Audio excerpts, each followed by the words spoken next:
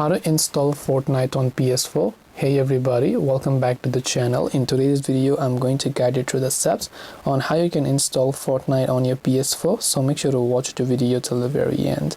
To basically install Fortnite on PS4, you have to simply go to your PlayStation Store. Once you go to your PlayStation Store, from the very top, go to the search option, then search for Fortnite. Once you search for Fortnite, on the right hand side you will see the Fortnite game. If you haven't downloaded it already, you'll find the download option.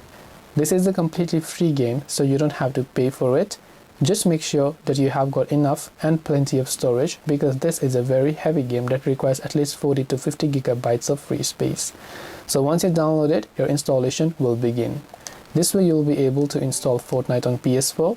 Hope this video was helpful. If you have got any more questions, feel free to leave them down in the comment section below.